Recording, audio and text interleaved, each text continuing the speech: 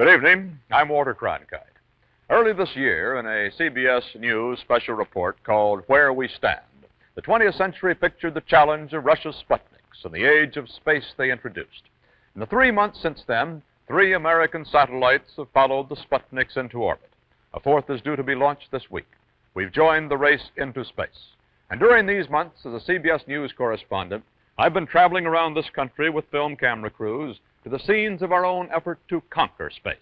Today, in another special program, we bring you our report on that effort, how far we've come, where we're headed, how we propose to get there, as the Prudential Insurance Company of America presents Sealing Unlimited, a special edition of the 20th Century.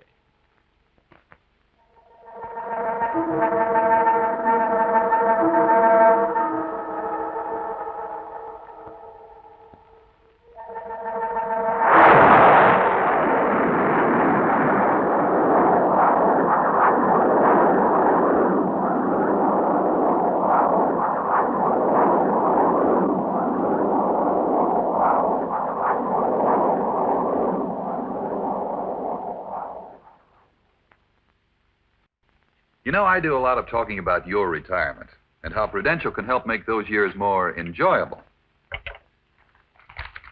Well, I've got a Prudential retirement plan myself, and just looking at it makes me give some serious thought to what lies ahead for me. What will the world be like? What will I be like 20 years from now? Well, for one thing, I'll be 20 years older. The kids will probably be raising their own families. My wife and I will have plenty of time to enjoy ourselves. How about a trip? 1 hour to Turkey. Spend a few days there. Rio's only a half hour away. That might be nice for a weekend. The Orient. Mexico. Italy. Why not? There'll be rocket flights to the moon. Or we can go deep sea fishing in one of those little atomic rent-a-subs. Or, if I'm feeling lazy, I might just stay at home and have a game of chess with Henry Walters. He's a friend of mine who lives in Japan. Your move, Henry. That's checkmate, Bill. Better luck next time. Well, I can't beat Henry today. No reason to expect to beat him 20 years from now. No matter how you choose to spend your retirement years, whether you pass your leisure time flying to the moon, taking long walks through the woods, or just having the children and their kids over for an old-fashioned get-together, a happy future is something pleasant to look forward to. And a Prudential two-way protection plan can help secure that future for you and your family. It provides protection for your family as it grows, and once the children are on their own, it can help provide for your own retirement. But the future belongs to those who prepare for it. And the man who can help you best is your Prudential agent.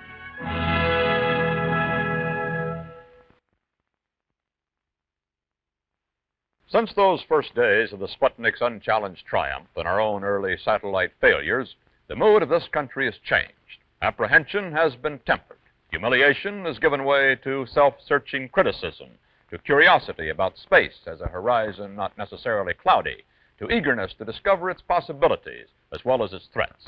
Yet many of the questions that exploded into our consciousness with the Sputniks still arise with each new satellite launching from the busiest scene on our own space-age landscape, Cape Canaveral, Florida.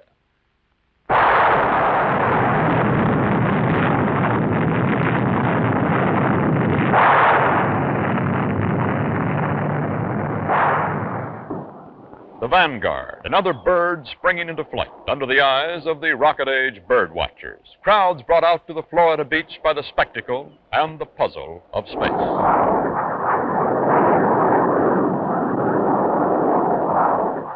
What information does the Army and Navy get from the satellites? That's what I'd like to know. After we conquer space, what'll we do with it? You can't live out there, can you? Do you think the satellites orbiting around the Earth will change our weather? What makes a satellite stay up in space? Why doesn't it fall down? To find the answers, we went to the State University of Iowa and a professor of physics, Dr. James A. Van Allen, the man who plans the satellite experiments.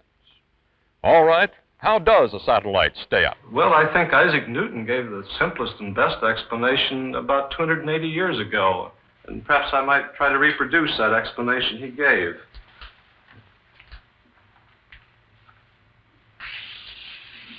Let's say that sketch represents the Earth. Now, Newton says, supposing there's a very high mountain on this Earth, which I'll represent like this, and a man standing on the top of this mountain is throwing off stones with various speeds. Let's say he throws a stone and it falls there. Then he throws a stone somewhat greater speed and it falls out here. Then he tries still greater speed. And this time, it describes a path something like this. Now, this is what we would call a satellite orbit then.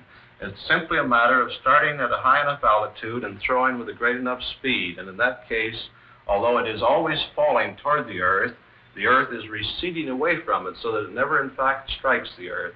Dr. Van Allen, could we put a satellite over some given spot on the globe? For instance, could we put one over Moscow and leave it right there? Well, not over Moscow, Mr. Cronkite. We can put one over any point on the equator of the Earth in principle. Now, it must be out about 22,000 miles, and in that case, it will rotate around the Earth at the same rate that the Earth is rotating, so it will appear to stay over one spot on the Earth. The satellite program, of course, is only the beginning, the first step into outer space. What do you think the future holds for these satellites? What will they be telling us in the future? Well, we have a very vast field of geophysical and astronomical work to do with satellites, all with automatic instruments. Now, in addition to that, there will likely develop, as our fundamental knowledge develops from these observations, there will likely develop many practical applications as well for human benefit. Such as what? Well, one most commonly mentioned and perhaps the soundest possibility has to do with weather prediction, reliable weather prediction. In other words, we propose to use a satellite as a reconnaissance device for studying the cloud cover over the Earth and the development of storms, the development of hurricanes, the way in which the world's weather works. How do you feel then about the possibilities of manned space flight as against the instrumented satellites?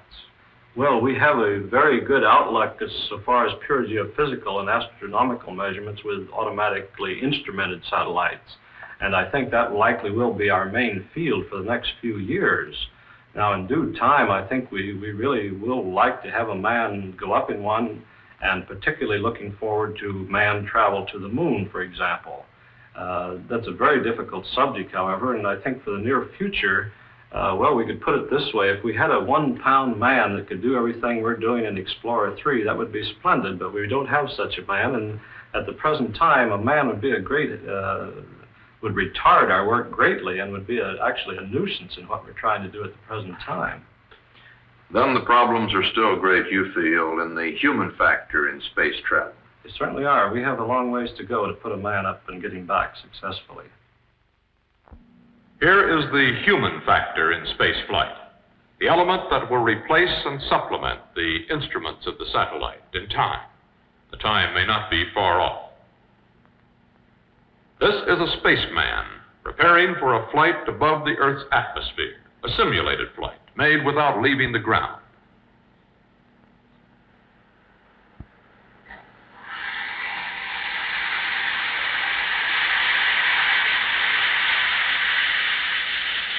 This is a daily scene at the Aeromedical Laboratory of the Wright Air Development Center, Dayton, Ohio, where men already are venturing out into a laboratory version of space to test the special unearthly conditions that man will meet. Where here they're already developing the devices and equipment needed to do the real thing out there. Dr. White, just what conditions are you simulating in this part of the laboratory? This part of the laboratory deals with the problem of reduced pressure, and more particularly with the problem of providing oxygen for the man to meet the reduced pressures in upper atmosphere.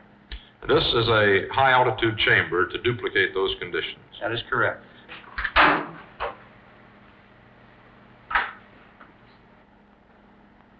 Well, what are those conditions in outer space exactly? For instance, what's that man going through in there right now? Well, he is going to experience the reduction of pressure that we mentioned before, and the Furthermore, the exposure to an artificial oxygen atmosphere. He's getting an artificial oxygen supply, in other words. That is correct. Well, now, how much oxygen could he take along in outer space? How great a supply? How long would it last? But is this going to be a limiting factor in space travel? It will be, unless we can come up with a system whereby we can generate our own oxygen. Well, Dr. White, what about that suit our man's wearing in there? There isn't sufficient pressure at high altitude, as I get it, and the body would just expand, virtually blow apart if he didn't have that suit on. Is that the problem? This is the problem, and I think we can show this through simple experiments here. First, you can see the beaker we have here with water in it, which we can compare to blood, similar to that floating in the bloodstream of the man. Also here we can see another experiment, that of the expansion of gas inside the body, similar to that which occurs inside the intestine. As you see here, we started at ground level with a balloon collapsed.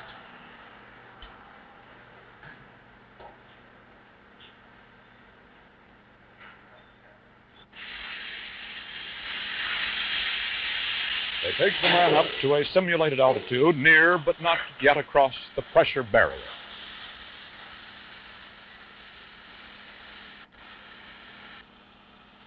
Is everybody ready now? Accumulator, are you ready? Roger. We are all ready, sir. You want me to give you a countdown? 1, 2, 3? Okay, gentlemen, let's be ready. We are. Let her go. 1, 2, 3.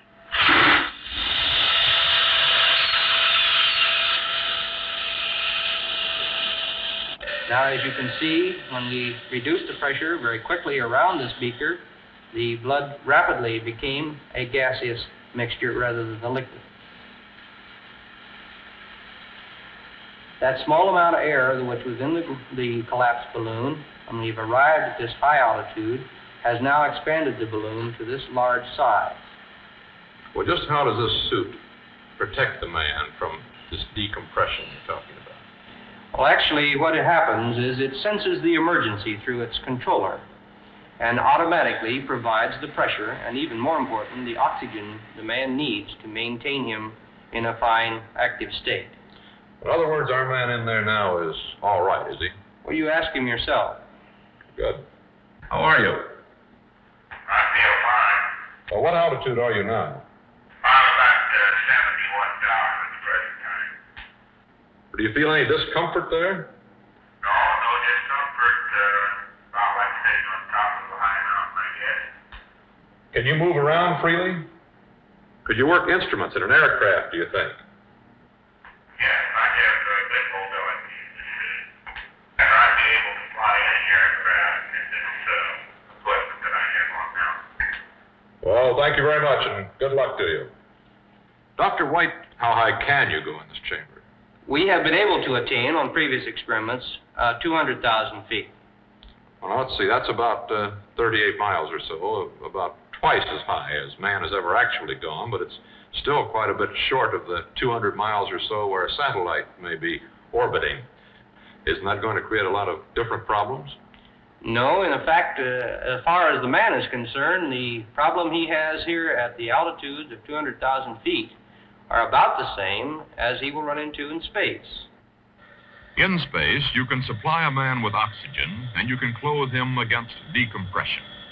But in order to get out there, he must first endure the strain of a spaceship's takeoff, a strain reproduced in the laboratory on a device like a carnival thrill ride.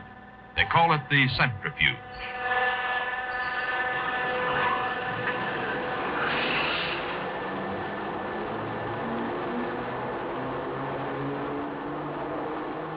This man is about to feel the force of acceleration, like a rocket ship's sudden thrust from 0 to thousands of miles an hour.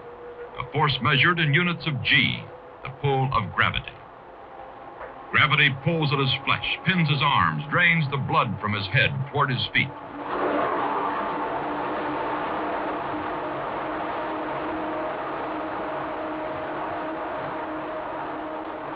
The eyes, deprived of blood, begin to blur. Finally, blackout. No vision at all. Until the G stress is relieved when the centrifuge slows down. On this trip, the passenger blacked out at 4G, an acceleration creating a force 4 times the pull of gravity, but much less than a rocket's takeoff. The answer to this problem, doctors used to think, might be another kind of spacesuit, a G-suit. Now they're finding a simpler answer. Change the man's position, the way he sits or lies as the rocket blasts off. Well, now this man is sitting in a position that looks to me about like that we saw over there. I had an idea that you were speaking of the man being prone instead of sitting up. Essentially, he is prone with reference to the direction of the force acting on his body, where in the run we just saw, the force acted in a direction from head to foot. In this situation, the force will be acting in this direction or from chest to back, as he now sits. This is analogous to the situation as we lie in bed and the force of gravity acts from chest to back on us. So the force will be spread over his entire body and not be pushing the blood down to the bottom of his feet, so to speak. This is exactly the reason that we encounter a greater tolerance to forces of acceleration in this position.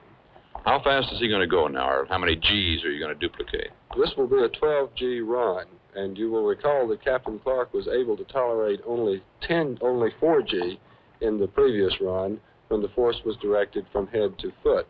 In other words, Dr. Clark's going to be under the same force here as you think he'd be in a rocket takeoff. That's right. And now if we could step aside, the run will begin.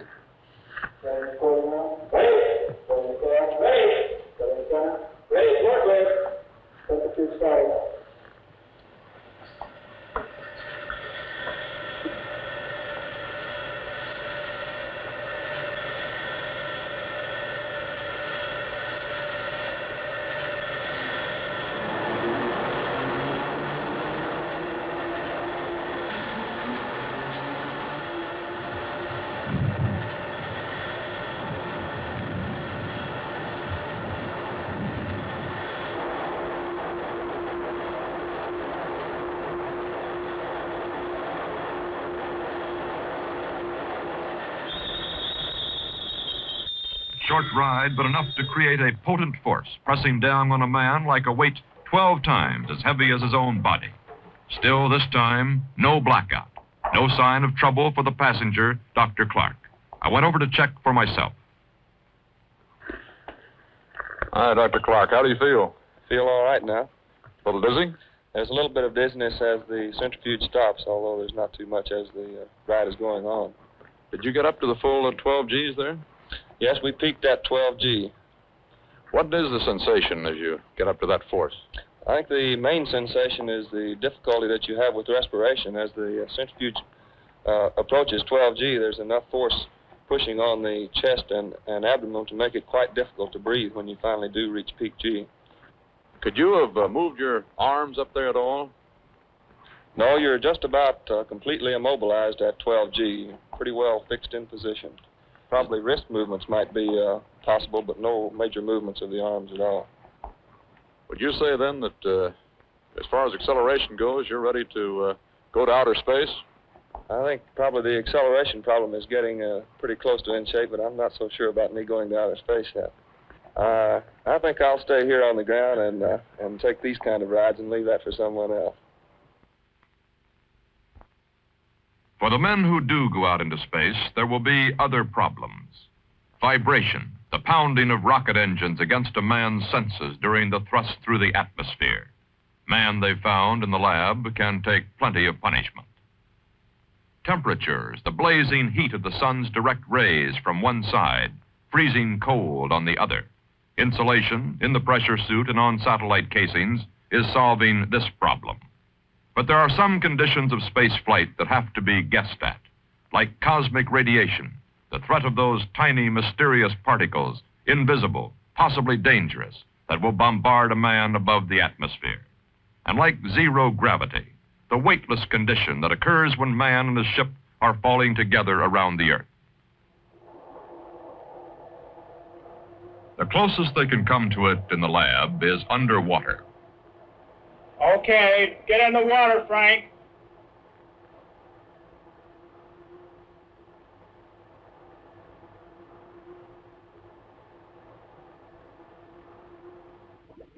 This This is the way they test that weightless feeling and the problems it creates. Problems of getting around when your feet don't touch ground, of sitting down when down isn't much different from up.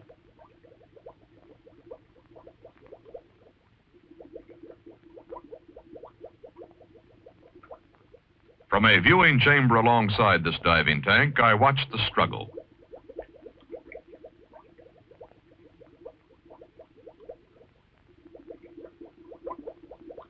It's a strange feeling, but they told me it's one that a man can get used to with just a little practice. This is space flight, being simulated under conditions something like zero gravity. But in real space flight, zero gravity would present other problems which no laboratory can come close to. Not even Wright Field with its space chambers, its centrifuge, or diving tank.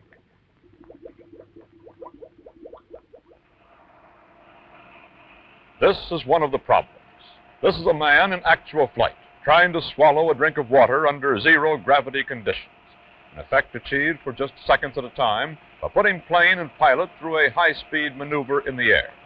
A few pilots have made tests like this. Other tests, far more crucial, far more demanding, will be made next year when a flying laboratory goes into the air. This is the X-15, a rocket-powered aircraft, half missile, half airplane. In it, man will make his longest leap yet toward space. He will leave the Earth under another plane's power, slung from the underside of a jet bomber, to be launched in flight. Up through the atmosphere at 3,600 miles an hour, on a course like the path of a ballistic missile. The pilot will have little control, and pinned down by that G-force, he must work instruments with wrist movement only.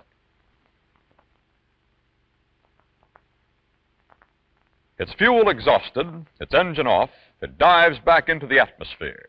Then, as the ship slows down, the pilot takes full control, leveling off in a series of glides, and coasting back to Earth for a glider landing. The pilot of this space plane has been chosen. He's Captain Ivan C. Kinchlow, who has already flown higher than any other man in a smaller rocket ship called X-2. At Edwards Air Force Base in California, I asked him how much farther into space he would reach as pilot of the new X-15. Well, the X-15 actual performance details are classified. However, Secretary of the Air Force Douglas has stated that the aircraft is capable of 100 miles or more. This is about 4 times that of the X-2. Well, what do you expect to find at 100 miles if you didn't find at 25 miles? Well, actually, most of the conditions are very similar at 100 miles as they are at 25 miles. As a matter of fact, as far as the human is concerned, there are no differences. The same protection is required both places. Then you pretty well know what to expect out there. What do you think will be your biggest problem? Well, at these heights, usually control problems of the aircraft exist, problems with the power plant, general problems along the line of do you know exactly where you're going, are you sure that you can re-enter properly and so forth. And the human factors problems have generally been taken care of as far as this flight is concerned, in that the pressure suit that we will be wearing is quite adequate. It has been designed, we're wearing it now actually. Will you find out all you need to know on this flight of the X-15 to put a spaceship into orbit?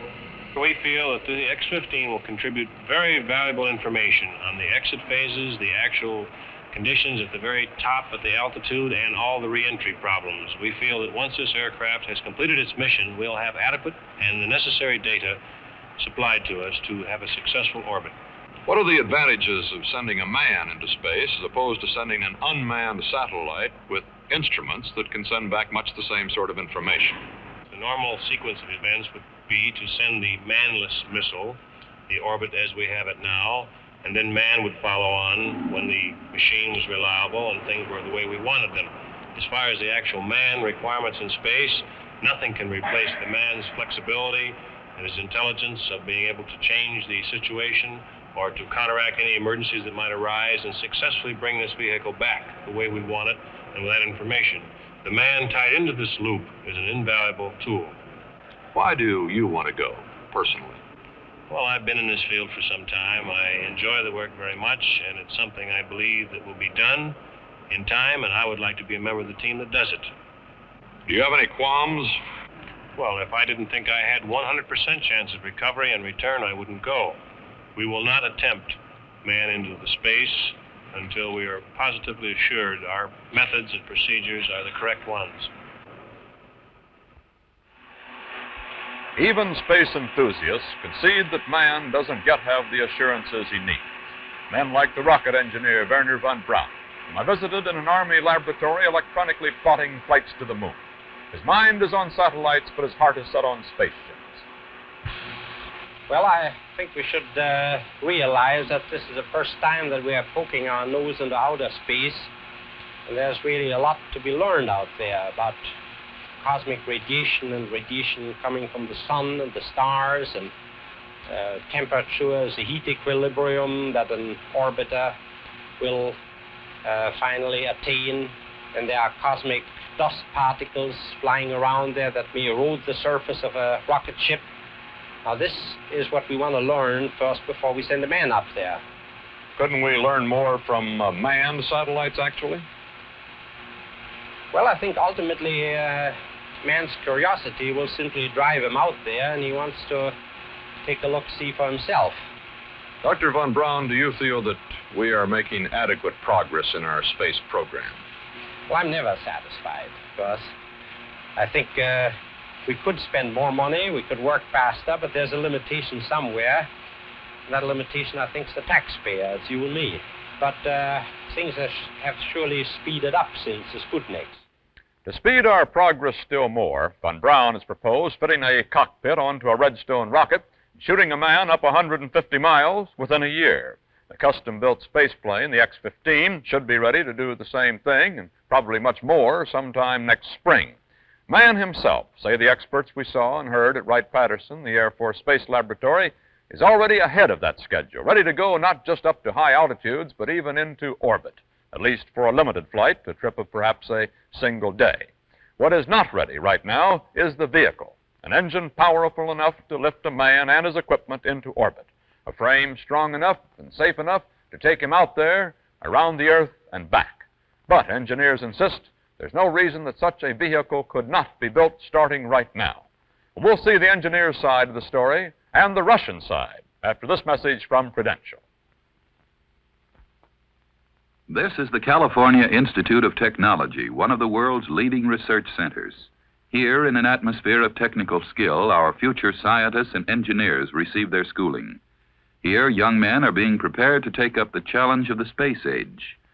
But who are the students of Caltech? What are they studying? And more important, how do they get here? This is Bernard Malofsky. He will go either into teaching or into scientific research. How did he come to Caltech? Let's visit his parents in Rosedale, New York. I can remember the time when Bernie was 3 weeks old, when we had the representative of Prudential come in. We hurried with the dishes, and we had him come in, and we sat down, and he presented this Prudential education plan to us. Now we are so grateful, because we never felt the premiums. It was like paying a gas or electric bill. And as Bernie was growing each year, we could see that he had a tendency for engineering, science, and whether it would have been doctor, science, dentist, anything, the money was there, and that's what we were happy about. And when the time came for his tuition, we were thankful we had it for him, because he was very anxious to go to school. I feel that that was the best thing we could have done for him.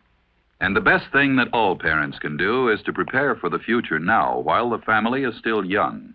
A Prudential education plan for your children can help make certain that they receive the same chance that Bernard Malofsky's parents gave to him. I think I'm very fortunate in being able to receive my education here at Caltech. The work is hard, but hard work pays off in the long run. I only hope that I'll be able to live up to this opportunity that my folks have given me.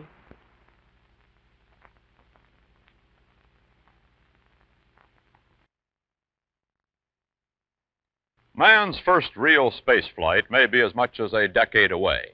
It may come within a couple of years. One man circling the Earth at an altitude of no more than a couple of 100 miles for no more than a single day. But when we talk about permanent satellites, about space stations and flights to other planets, We're talking about hundreds of thousands of miles, even millions, trips that may run into months. And for the engineers who must design the vehicles, time's translated into weight. The amount of drinking water alone that a 5-man crew consumes in a month would weigh a few tons, an impossible weight for present-day engines to lift. Probably we will have to devise some way to manufacture water and air en route. Meanwhile, the experts say we should be getting to work on the vehicles themselves. Some say we could be building them now, developing them out of hardware that already exists. Now, this is our most powerful piece of existing space hardware. This is an Atlas missile. The shell of it, the tank that carries its fuel.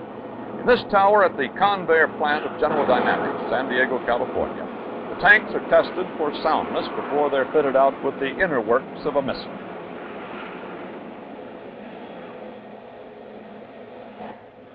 As a missile, the Atlas is a weapon of war.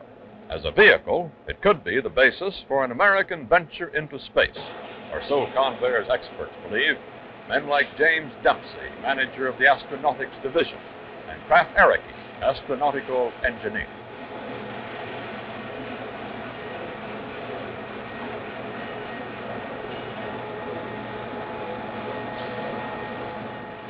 Mr. Dempsey, Mr. Ericke, I gather that you believe that this Atlas can do the job of getting into outer space now with manned vehicles or some other intermediate step. This is true. It can carry several thousand pounds of payload into an orbit with proper modification of its upper portion. Could it send an animal, for instance, out right away? Not right away, no. As we complete the development of the vehicle as such, we can go ahead and make provisions for modifications of the top section of the Atlas. And within a year, approximately, we could do firings of this type. Well, now, do you mean when you talk about using the Atlas that you put a cabin of some nature on this vehicle right here and send it to outer space? Well, what you would have to do is you would have to put something on top of this booster vehicle. It will contain a propulsion system and a capsule, which contains a man or the instrumentation. I gather then, Mr. Ericke, that this Atlas is just the basic component, the basic tool of your entire space program. Yes, this is correct. There is a family of space vehicles that can be based on the Atlas as a booster. But of course, this is again only the beginning of a larger space program as we develop our space capability. And if you're interested in talking a little bit about the future, I have a number of models in my office, which I'm glad to show you.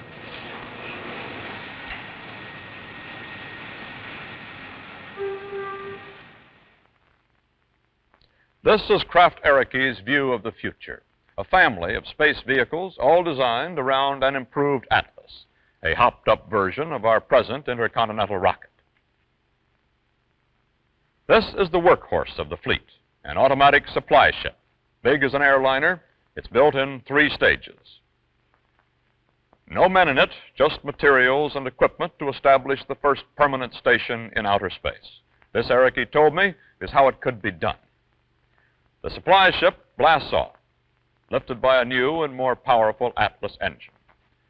At 25 miles altitude, the first engine drops off, floating back to Earth by parachute to be recovered and used again. Another possibility, Ericke says, wings to return that engine to Earth as a glider. The second stage is not recovered. It burns up by friction as it falls through the Earth's dense atmosphere. From this height, it's cheaper to discard them than to recover them. The third stage travels on alone. That's an Atlas tank, like the one in the test tower, carrying fuel, with a nose cone carrying supplies. A final burst from the engine to even out the course. And a huge satellite is in orbit in a perfect circle, 500 miles out. A permanent orbit because it's entirely outside the drag of the atmosphere. Now, this is the cornerstone of the first space platform. Below on the Earth now, another ship is ready to go, also in 3 stages. The final stage is a new kind of payload, a space glider with a compartment carrying a pilot plus 4 passengers. Again, a journey by stages. And now it's stripped down to the space glider, the size of a present-day fighter plane. A rendezvous in outer space. The manned glider meets the original satellite. Its Atlas tank is empty now, its fuel expended. Meanwhile, other unmanned tanks have been sent up to join it, and a huge construction job begins 500 miles above the Earth. Men from the glider climb out and begin to weld and bolt the tanks together with tools taken from the nose cone. The manned glider leaves its passengers on the job and returns to Earth on wings designed to slow down its descent, spread the heat of friction over the ship's broad, flat surface. This keeps it from burning up as it re-enters the atmosphere. More trips into the orbit, more tanks put together like the pieces of an erector set, more construction workers ferried out to do the job. Gradually, the assembled tanks emerge into the shape of a new kind of vehicle, a permanent satellite.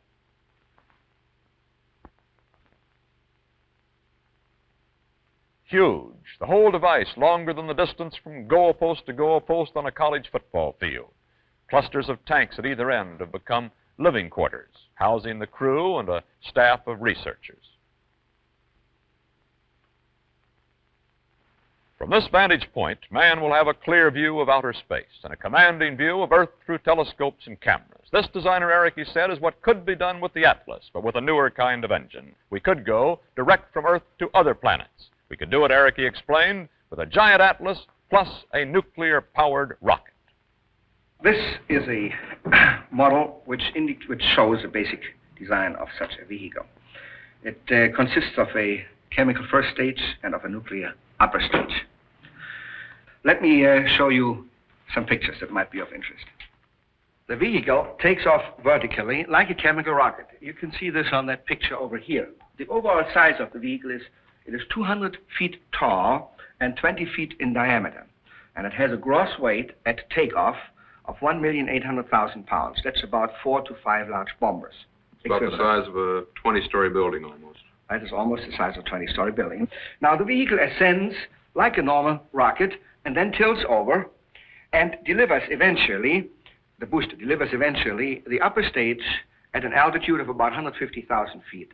Then the propellant supply of this stage is exhausted. And it is released now from the upper stage. It separates, it breaks away, and becomes, as you can see here, a blunt-nosed airplane. As such, it glides down back to the surface of the Earth. Now you have the vehicle in the process for spaceflight. The crew itself sits in the rear end here in a container, in a Taurus-type gondola, which is wrapped around the nuclear pile and the expansion nozzle of the nuclear engine. We can therefore not ignite the nuclear pile before we have not removed the crew from the vicinity of the pile for safety reasons, radiation protection. Now this is in this particular case done by design which provides a separation of this gondola from the main vehicle in the fashion as it is shown here. This separation is done by means of reverse thrust. The cables are tungsten cables which can sustain considerable heat. Now, after the little counter-rocket engines have pushed this to a distance of about 1,000 feet from the pile is being ignited, started by remote control. The vehicle is now continuing its flight into space, pulling the gondola behind it. The crew is absolutely safe because it is at a sufficient distance from the power plant itself. Now you can go on with your propulsion in this fashion until you have reached the proper velocity that you want to have in order to fly to Mars or to Venus or over to the moon. The vehicle coming from the surface of the Earth approaches the moon, slows down to a vertical descent, and then sets the gondola down first in a non-contaminated area, very gradually. And then by remote control is directed sidewards and downwards and lands in a separate area about 1,000 feet away so that there's a minimum interaction, or in fact no interaction at all, by radiation or radioactive dust that is in this general area here that might bother or endanger the crew. How far off do you think it would be if we had a go-ahead for this program? I believe we could have a vehicle of the Helios class in the second half of the next decade. Mr. Dempsey, Kraft Eric, he's been telling us that of some of his proposals for outer space vehicles, but I understand you actually submitted some plan to the government. Yes, Walter, we have submitted a proposal for an integrated space development program to the government. How long will this plan take to the point where you reach the final point of the platform? Well, that would occur in a period 5 to 10 years from now. Then we can actually look forward to this thing, say this is 58 and 63 to 68? Yes, something like that. Have you actually started on this program? Has the government given you a go-ahead? No, they haven't. The only work so far has been done in terms of initial studies in our own company funds. Well, how much will this project cost? From about $500 million to about $2 billion a year, depending on the nature and the magnitude of the programs that have been proposed. How many other such proposals are being offered to the government? I have heard that there are something like 60 have been submitted in the past 6 months. Well, now let me ask you this question. Do you have any idea, Mr. Dempsey, where the Russians are in their program? No, I don't really have any intelligence information concerning the Russians, except what I read in the papers. The impression one gets is that they are working on a manned satellite and would have an initial flight in the next year or two. Do you mean that the information available in Washington is not given out to you people working actually in the field on these projects? No, it is not, Walter. The need to know has not been extended to contractors generally who are working on our ballistic missile programs. Doesn't that handicap your work? Well, it might. I just don't know. It might be an advantage to know what the Russians have done, or it might not. But without knowing, it certainly leaves a doubt in our mind. What we and the Russians are trying to do and its military implications. On that subject, I visited the Army's Ballistic Missile Agency at Huntsville, Alabama, and its Chief General John B. Medeiros. Yeah, what's that one, General? Well, that's one concept of what a manned vehicle for landing on the moon might look like. Very reasonable one. General, the Russians have done an awful lot of talking here of late about their satellites and missiles and so forth, but they don't seem to stress, in fact, they hardly mention the military implications. Do you have any feeling that they're not involved or interested in the military applications of outer space? Not at all. In fact, quite the contrary. We know that their scientific and military effort is completely integrated, and they're able to close out from the outer world any intentions that they may have. Well, what are the military applications? Well, they fall roughly into two categories. There are some that are rather clearly defined right now and that we know are feasible and useful. And there are others about which there's considerable discussion further in the future. And in the first category, there are things like communications relay and reconnaissance, the ability to keep the whole Earth under surveillance photographically over a long period of time that we know can be done immediately. In the other areas, there's some difference of opinion, as I say. Some of the scientists feel that maybe we in the military are overstating our case, but the question of combat between space vehicles when they are manned is, to my mind, only a logical, psychological development in line with man's past history. General, you mentioned a moment ago this matter of the case being perhaps overstated as far as military use of outer space. Indeed, some people have said it's been overstated. Do you feel that way yourself? I think perhaps it has been in some quarters. On the other hand, there has been considerable understatement of the case. And this always depends on the point of view. Now, the hard-headed military man knows by military history that every instrument that man has developed for his use has eventually turned up with a military application. And recognizing that, is quite sure that this will be no exception. It seems safe to say that as of now, the Russians are closer to space travel with its military and scientific implications than we are. Their satellites have been closer to spaceships in size, weight, and engine power than any of ours. Now that the second and last of the Sputniks has come down, the stage is cleared for some new Soviet move. Just what? We don't know.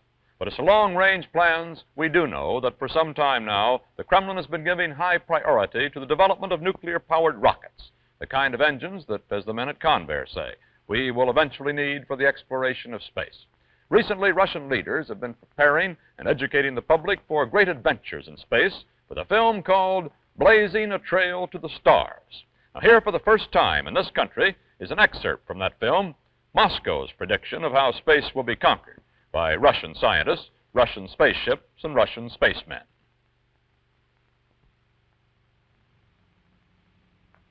The hour for which people have been waiting for centuries, man's first flight into cosmic space. Here are the pioneers seen off by some of the thousands who contributed to the maiden voyage, people from hundreds of factories, academies, research and designing organizations, laboratories.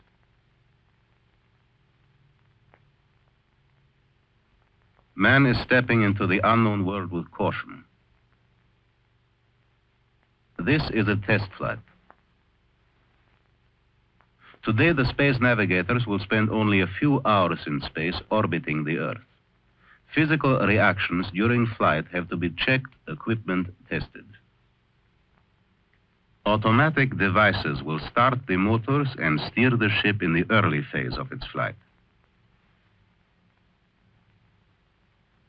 The signal ready. Only moments left before the start. Go.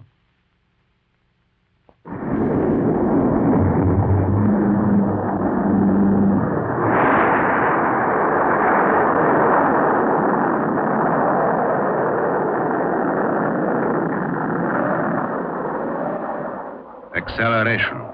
It's hard on the astronauts.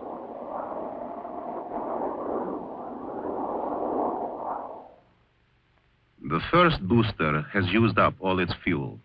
It will be returned to Earth by radio control. Another burst of momentum. Acceleration creates pressure. A leaden heaviness presses the men against their cots, leaving them motionless. The second booster falls off. The ship goes up by inertia. It reaches orbital speed. Now it is in free flight, hurtling around the Earth at an altitude of 600 miles.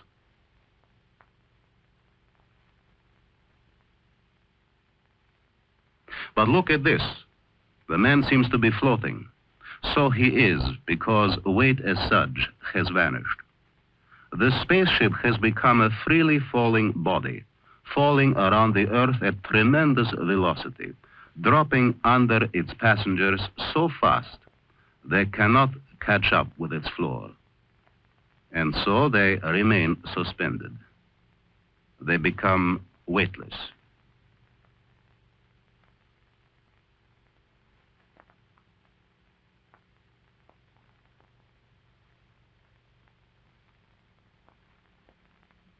And now the astronavigators get down to their routine. They make various observations and report to Earth. They watch for meteorites and record cloud drifts.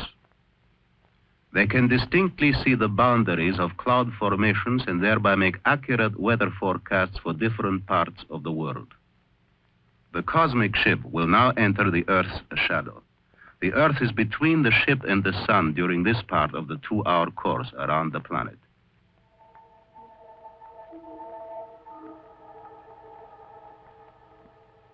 It's time to test the airtight space suit. The inside of the spaceship has carried its own Earth-like air, its own oxygen sealed in.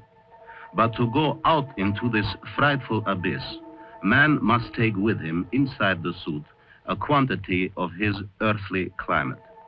As he steps into the void where there is no atmosphere, no pressure, the suit automatically tightens around him, creating an artificial pressure. Out here, emptiness, not a trace of atmosphere, no air to disturb and therefore no sound, a stillness, absolute and eternal.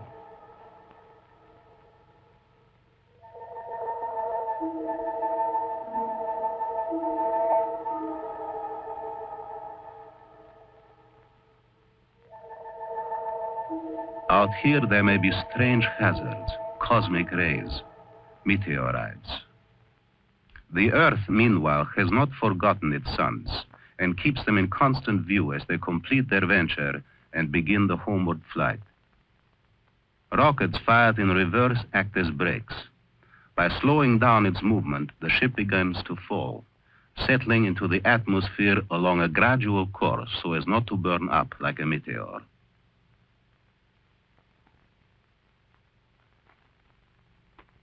The spaceship can make a landing only after its speed has been gradually reduced to that of an airplane.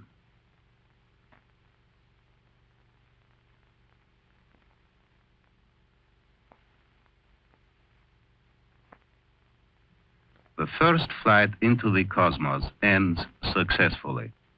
The route is cleared for the second step into space.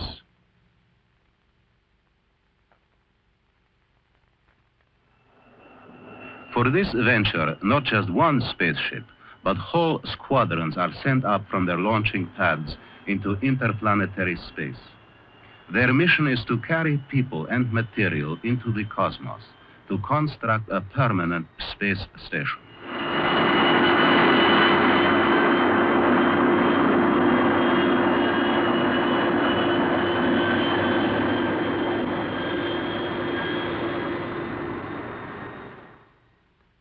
Men at work, far out in the void. Weightless, they cannot fall. They and their building materials are floating together in orbit. Materials brought up by freight ships, leaving the Earth in relays.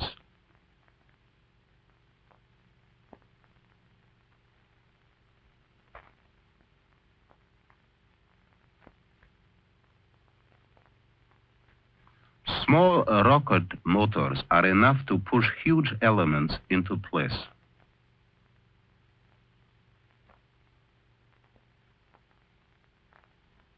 Welding is done with heat from solar rays, plentiful up here.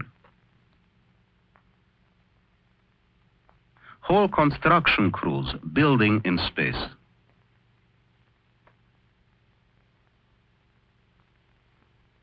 The job is completed.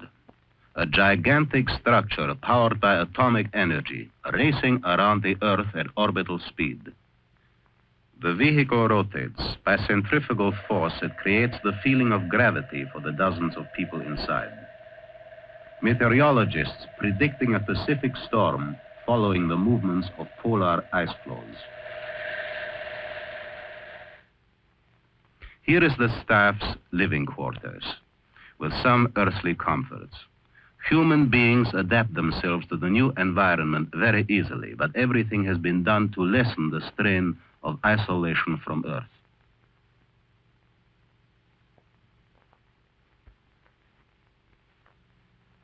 New conditions enable biologists to carry out interesting experiments. How plant life reacts to this artificial, controlled climate.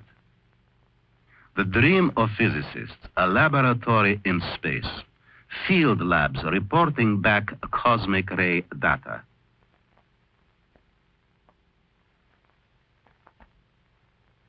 Here is an astronomical observatory, above the atmospheric haze that has always separated the astronomer on Earth from the universe.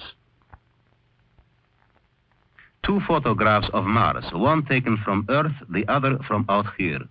For the first time, a clear picture of Martian geography.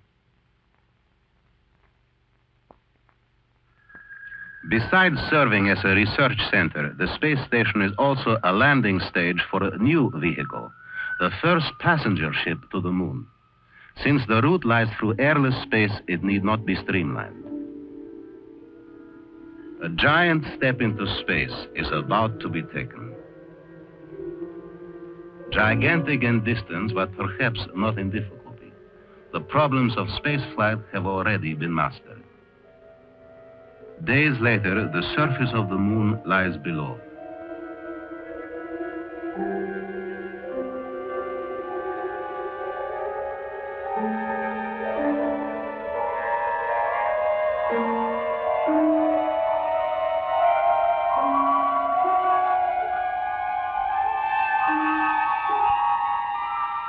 Empty, yet it may yield mineral resources, may even produce fuel for spaceships. And it will become a bridgehead for the conquest of the entire solar system.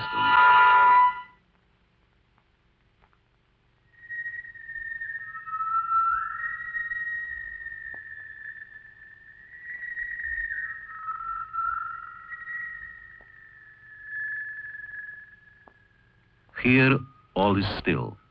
No blue sky, no dust.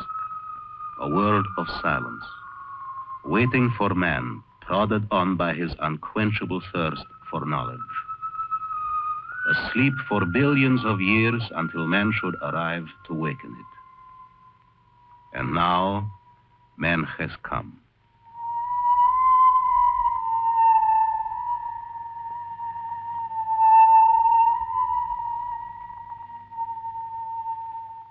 Those are some Russian ideas about space and how they propose to conquer it. Not much different, you may have noticed, from what our own experts have been telling us. We have no monopoly, and to say the least, no head start. When the Russians expect to make that landing on the moon, they don't say. As for our own timetable, well, here's what the experts think we could do. Put a man into orbit anywhere from a year to 5 years from now. Build a permanent satellite or space station between 1963 and 1965. Make a landing on the moon? Well, we could do it in 7 or 8 years. That's what experts believe we could do. But they say it's apt to take us twice as long as this, because they say we have not yet made any of the big decisions. The United States has made no long-range plans for space, has fixed no target dates, provided no funds. Our space program is still just some piecemeal projects and a number of proposals, and these decisions require others. Who will operate our space program? When and if? A civilian agency or the military? Should science be turned loose to explore its own directions, or should it be steered toward military aims? Finally, there are decisions that we cannot make by ourselves. Can we and the Russians enter space without extending the Cold War to other worlds? Unofficially, we've been told American and Russian scientific leaders have discussed the idea of making that first trip to the moon a joint venture. But science, while it already knows how to send a man into space, doesn't know how to lift him above his earthly quarrels.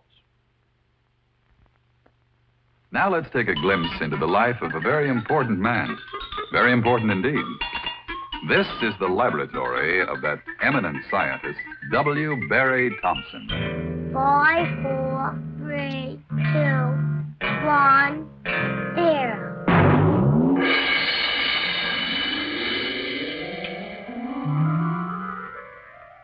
Not as far-fetched as it may seem.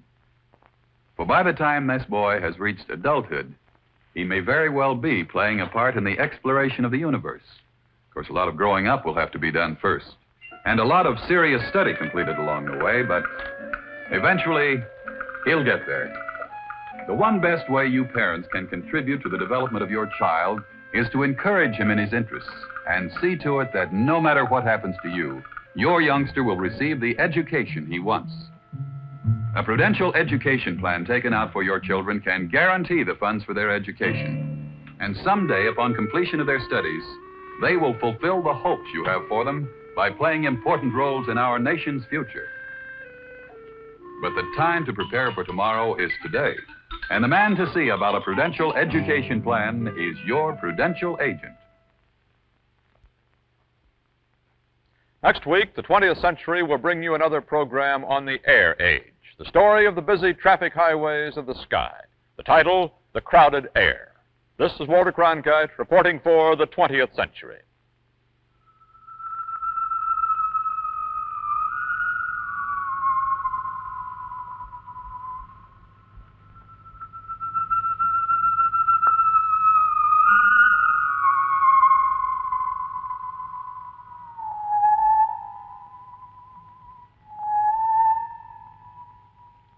Ceiling Unlimited was produced by Leslie Midgley.